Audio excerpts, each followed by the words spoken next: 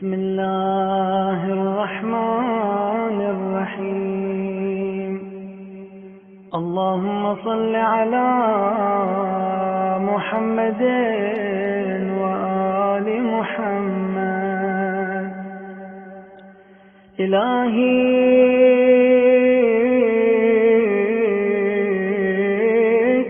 ألبستني الخطايا ثوب مذلتي،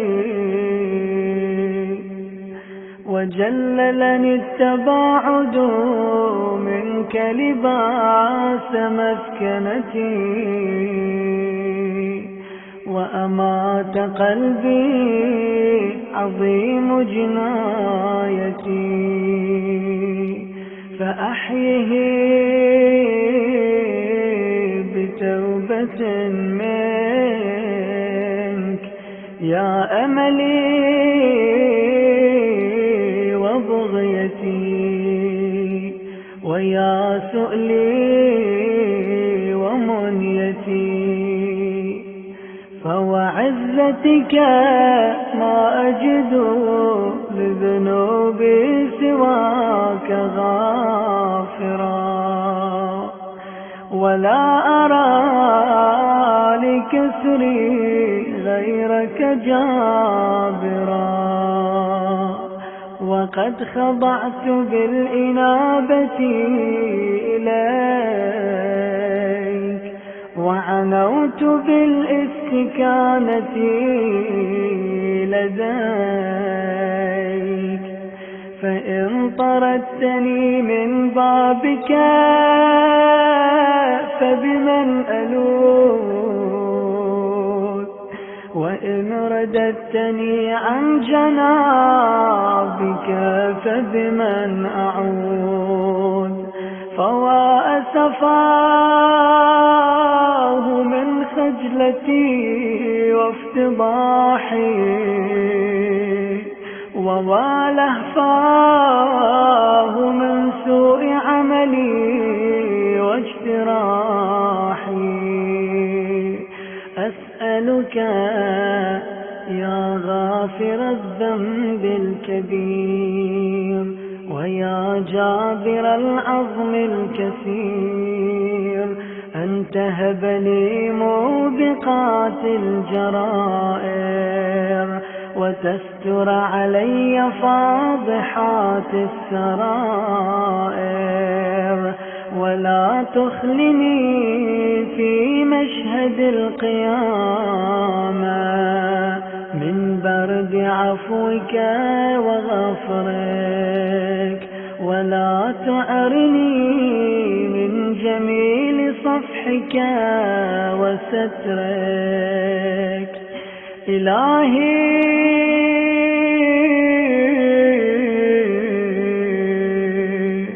ظلل على ذنوبي غمام رحمتك، وأرسل على عيوبي سحاب رأفتك. إلهي هل يرجع العبد الآبق إلا إلى مولاه، أم هل يجيره من سخطه أحد سواه؟ إلهي إن كان الندم على الذنب توبة فإني وعزتك من النادمين، وإن كان الاستغفار من الخطيئة حطة فإني لك من المستغفرين. لك العتب حتى ترضى. إلهي بقدرتك علي تب علي، وبحلمك عني فاعف عني، وبعلمك بي ارفق بي. إلهي أنت الذي فتحت لعبادك بابا إلى عفوك، سميته التوبة فقلت توبوا إلى الله توبة نصوحا. فما عذر من أغفل دخول الباب بعد فتحه. إلهي إن كان قبح الذنب من عبدك فليحسن العفو من عندك. إلهي ما أنا بأول من عصاك فتبت علي، وتعرض بمعروفك فجدت علي. يا مجيب المضطر،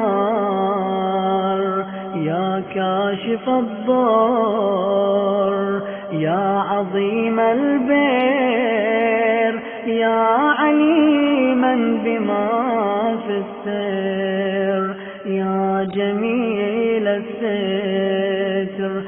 استشفعت بجودك وكرمك إليك، وتوسلت بجنابك وترحمك لديك، فاستجب دعائي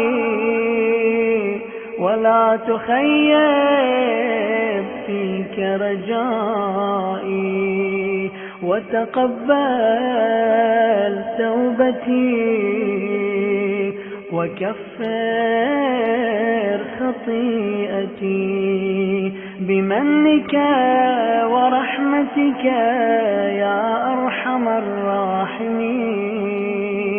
وصل اللهم على محمد وآله الطاهرين.